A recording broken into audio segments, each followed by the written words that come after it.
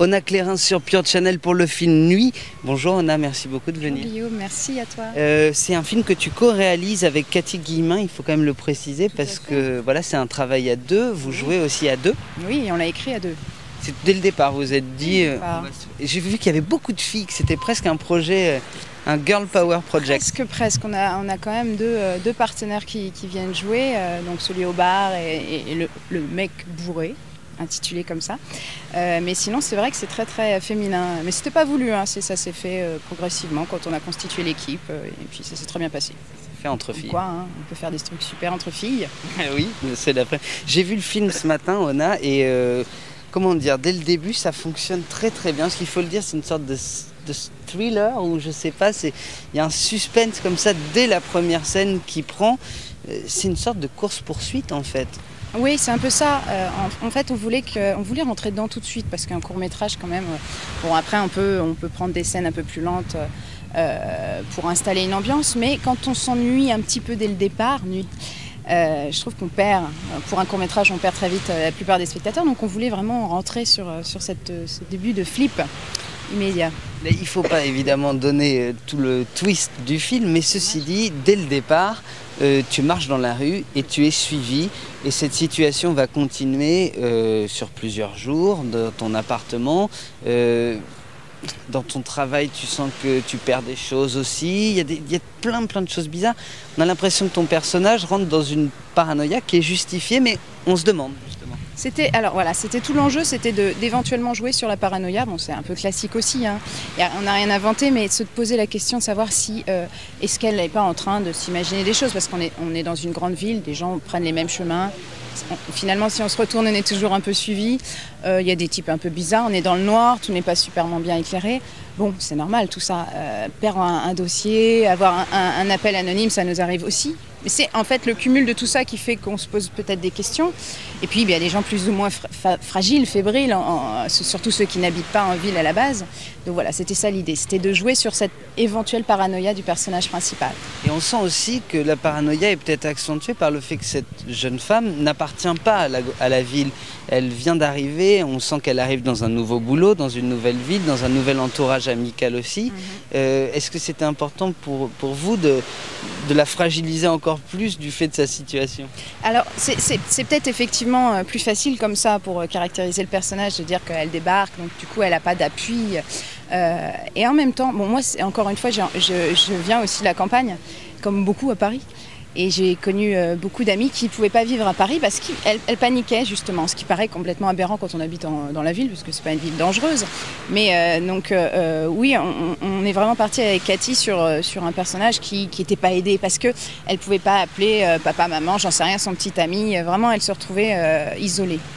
Comment c'est un peu classique dans les films de thriller, tout ça, il y a toujours un moment où ils sont isolés. Ah, hein. C'est ça qui marche aussi, en même temps c'est qu'on sent qu'il n'y a pas 5 potes qui vont venir faire barrage. Ils tout autour.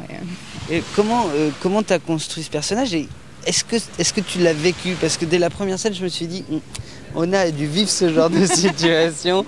On sent que tu vois, c'est très réaliste dans la manière que tu as de le vivre. C'est vrai que, alors bon, quand on l'a écrit, on a écrit le scénario comme ça. Au début, ça devait durer 1 minute, hein, puis après, ça s'étend, bien sûr. Avec Cathy, on ne savait pas qu'on jouerait dedans. On s'est dit, on va écrire quelque chose, on verra ensuite. Et puis, on a joué dedans parce que ça nous facilitait grandement le travail, aussi parce qu'on avait envie de jouer, parce qu'on est comédiennes toutes les deux. Mais donc, on a vraiment écrit ces deux personnages, un peu, toutes les deux, hein, pas chacune son personnage, pas moi j'ai vécu ça. Mais finalement, la première scène, être suivie, puis même d'autres scènes, être suivie jusqu'à chez soi. Se mettre à courir, voir que la personne derrière court, se mettre à crier, tout ça. Moi, je l'ai vécu, ouais. Je l'ai vécu une fois, une grande fois à Paris, 2 petites fois, je suis pas trop sûre. Mais vraiment une fois impressionnant, donc ça marque quand même. Le personnage de Cathy est le seul personnage sur lequel peut se raccrocher ton personnage à toi. C'était important que ce soit quelqu'un qui est dans sa vie privée et dans son travail, que ce soit un référent vraiment pour elle, qu'elle soit un petit peu dans tous les compartiments de sa vie.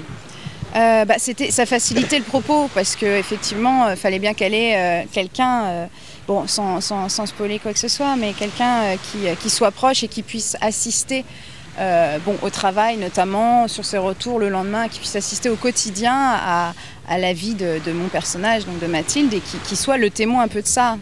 Voilà. On sent une force aussi chez le personnage de Cathy, Bien sûr. qui vient...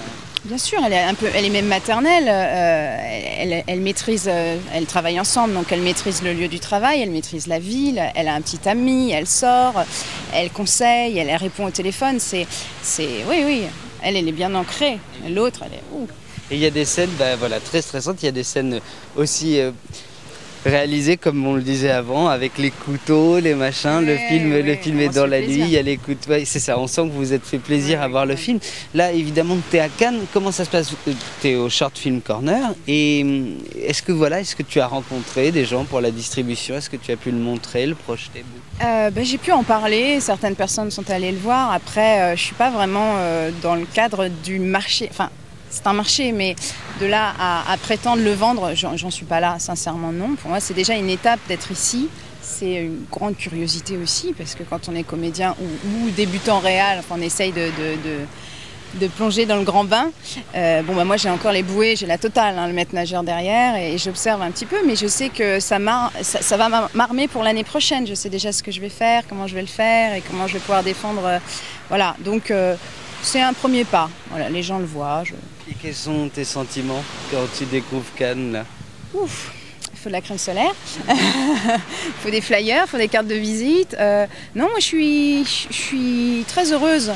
On m'a beaucoup parlé de Cannes, bien sûr, on m'a dit il ne faut pas rêver, on m'a dit c'est un marché, c'est bon, il y a des requins aussi, on entend beaucoup de choses, etc. Et pour l'instant, non, je ne suis pas déçue du tout, je m'attendais à ça et je suis ravie. Tu parlais de maître nageur, j'ai vu qu'à la post-production, il y avait une certaine personne, Fouad Benabou, qui est venu sur Pure Channel. Oui. Est-ce qu'il a suivi beaucoup le film, qui a réalisé donc Le Village des Ombres, qui sort en DVD? Ça permet d'en parler. Et est-ce qu'il a suivi beaucoup le film? Est-ce qu'il t'a aidé? Alors, il a suivi le film, pas spécialement à la conception, il était au courant bien sûr, mais plus pour la suite, c'est la post-prod, ouais. Et puis il m'a aidé, bien sûr, il nous a aidé, il a aidé le film pour la post-production, notamment pour des contacts, pour trouver quelqu'un qui voulait bien travailler. Tout ça, c'est dans le cadre du bénévolat, donc c'est toujours compliqué d'avoir des professionnels qui maîtrisent parfaitement leur travail, leur art, et qui acceptent de travailler sur un court-métrage, un premier court-métrage, dans lequel il n'y a personne de connu, etc. Donc, par exemple, pour le son, Monsieur Yves Le Tiec, c'était une connaissance de Fouet, donc ça m'a permis aussi de rencontrer des gens. Lui m'a donné ses conseils avisés, comme d'autres amis réalisateurs. Et oui, non, c'était un soutien à tout point de vue, hein, soutien technique, soutien moral. Tu parlais de professionnels aussi, il faut absolument pas oublier de citer Sébastien Galliano, qui a fait la musique. Sébastien Galliana, ouais, c'est donc une superbe rencontre. En fait, on l'a croisé sur un festival. Et son agent, je crois que c'était son agent, je ne sais pas trop, distribuait un petit peu des CD comme ça. Et on a récupéré un CD. Et finalement, en écoutant la musique, gros coup de foudre. Donc après, on contacte le monsieur, on se rend compte qu'il a un studio qui travaille sur des longs métrages, qui travaille sur beaucoup de projets très bien rémunérés. Et on se dit, c'est hors de portée a priori. Et puis finalement, il a accepté. Et là, c'était magique. Là, c'était vraiment le moment. C'est une grande partie du film, parce que la montée du suspense. Du film. Pour moi, c'était dès le départ 50% du film, voire plus pour certains. C'est peut-être même plus aujourd'hui, parce que je ne m'attendais pas à avoir une musique qui me plaise autant. C'est très personnel, hein, bien sûr, mais en tout cas, pour moi, c'est parfait, quoi. La musique, c'est parfait.